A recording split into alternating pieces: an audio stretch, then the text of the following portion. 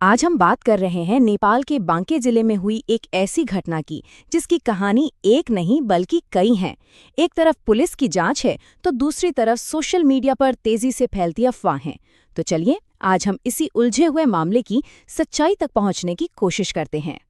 इस घटना को लेकर ना जाने कितने दावे किए गए, प्रशासन पर भी गंभीर सवाल उठे, लेकिन इन सब के बीच सच क्या है? इस विश्लेषण में हम सिर्फ और सिर्फ तथ्यों के आधार पर और जो ऑफिशियल रिपोर्ट्स हैं उनकी मदद से इस पूरी कहानी को समझने की कोशिश करेंगे।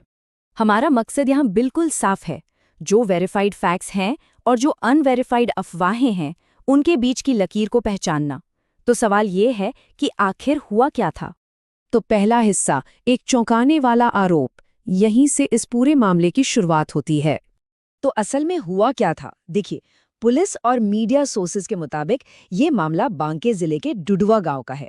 यहाँ एक 16 साल के नाबालिग पर गंभीर यौन हिंसा का आरोप लगा। लेकिन कहानी यहीं पर खत्म नहीं होती। ठीक उसी समय एक और व्यक्ति के साथ बुरी तरह से मारपीट का मामला भी दर्ज हुआ, जिसने इस पूरी सिचुएशन को और भी ज्यादा कॉम्प्लिकेटेड और भी ज्यादा उलझा दिया। दूसरा हिस्सा, कानून और पीड़ित। ये मामला सिर्फ एक लोकल क्राइम से बढ़कर क्यों है? क्यों ये कानूनी और मानवाधिकारों से जुड़ा एक इतना गंभीर सवाल बन गया है? इस केस को समझने के लिए सबसे पहले एक कानूनी बात समझनी बहुत जरूरी है। नेपाली कानून के हिसाब से 18 साल से कम उम्र के किसी भी व्यक्ति को नाबालिग माना जाता है। ये परिभाषा बिल्कुल सीधी और स्पष्ट है। और यहीं पर कानून की भूमिका सबसे अहम हो जाती है, क्योंकि पीड़ित की उम्र 18 साल से कम है, इसलिए ये कथित अपराध अपने आप में ऑटोमैटिकली बलात्कार की कैटेगरी में आता है, जिसकी सजा बहुत कठोर है। ये सिर्फ एक जुर्म नहीं बल्कि मानवाधिकारों का एक गंभीर उल्लंघन भी है। तीसरा हिस्सा, पुलिस बनाम सोशल मीडिया। अब जरा इस मामले की उन दो अलग अलग कहानियों को देखते हैं जो एक साथ चल रही हैं, एक ऑफिशियल और दूसरी ऑनलाइन अफवाहों से भरी हुई। ये जो पूरी कंफ्यूजन है वो यहाँ साफ दिखती है। एक तरफ बाकी पुलिस कह रही है कि मामला बहुत सेंसिटिव है, इसकी गहराई से जांच चल रही है और पीड़ित की पहचान को पूरी तरह से गुप्त रखा गया है। वहीं दूसरी तरफ इंटरनेट पर दावे कुछ और ही हैं। कहा जा रहा है कि मामले को दबाने की कोशिश हो रही है और पीड़ित पर दबाव बनाया जा रहा है।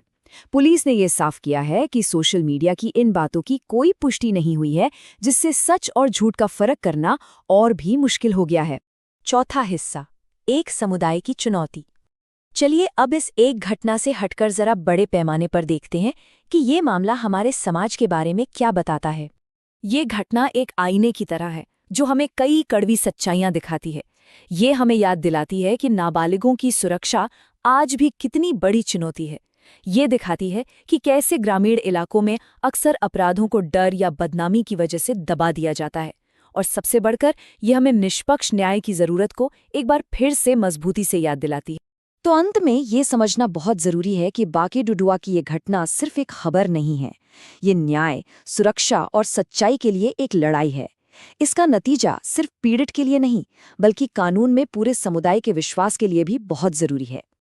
और हम आपको इसी सवाल के साथ छोड़े जा रहे हैं, जब फैक्ट्स कम हों और अफवाहें ज़्यादा, तो न्याय का रास्ता आखिर कैसे खोजा जाए?